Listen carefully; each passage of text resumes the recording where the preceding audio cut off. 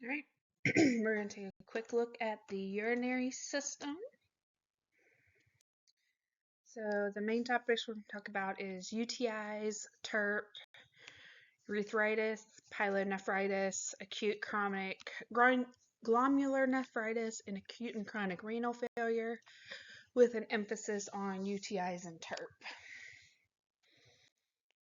So cystitis is another term for urinary tract infection. So painful urination, frequent urgency, back pain, also known as flank pain, fever, headache. In older adults, we can see that confusion and lethargy and new onset of incontinence. So, in order to diagnose it, we will probably use something like a UA or a urine culture. The urine will probably look cloudy, have blood in it, have white blood cells in it, be very foul smelling, maybe have some protein in it. And our treatments are going to be things like antibiotics. So we have our fluoroquinolones, which is like our ciprofloxacin, and our sulfa, like our Bactrim. So remember all your things about your antibiotics from farm. And we have our analgesics, our phenylizoprenide, which is our azo. So that's the one that can turn your urine orange, and it kind of helps numb some of that pain until the UTI can be treated. Cranberries are a herbal selection that can be used to help with urinary health as well. So TERP is our most common treatment for BPH.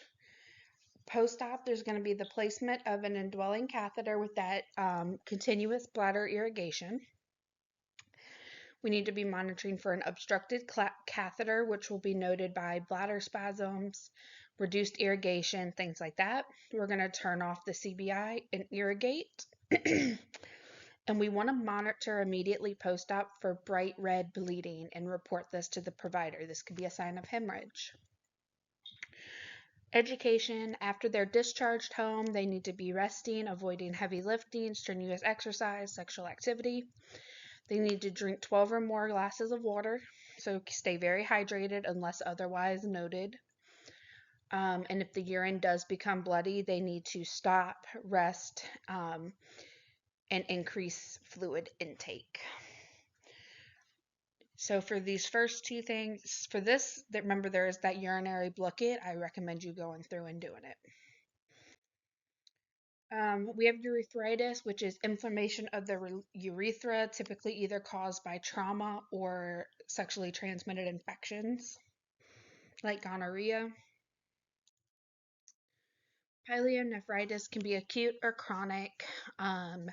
For acute, it's typically when happens when a UTI it goes untreated and travels from the urethras into the ureters and up into the kidneys. For chronic, it's usually a congenital disorder. It can be caused by obstructions and bladder or kidney stones. We're going to have fever, chills, headache, malaise, nausea, vomiting, flake pain.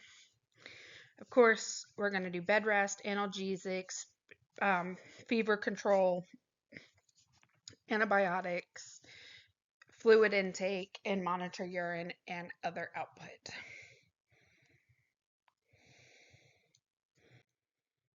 So acute chronic glomerulonephritis. So acute is going to be sudden, typically going to be caused by untreated strep or an immune issue.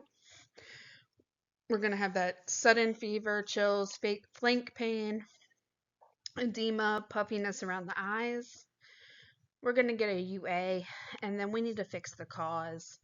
We'll probably do antihypertensives, diuretics, diet modification, which is going to limit fluid and sodiums, low protein and high carb. That way we stop protein breakdown, which will make it so the protein don't have to get filtered through the kidneys. Monitor blood pressure, weight, and daily I's and O's. Chronic is going to typically be with our kidney atrophy. We're going to have generalized edema, hypertension, fatigue, dyspnea, weight loss, irritability, nocturia, and for treatment, we're really just going to have our symptom management and dialysis, and they will eventually need a kidney transplant.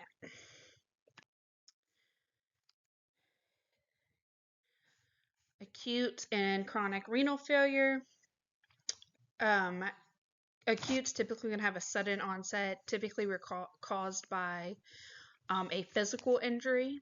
We want to treat the cause and complications, whereas chronic is going to be progressive loss of kidney function, potentially due to glomerulonephritis.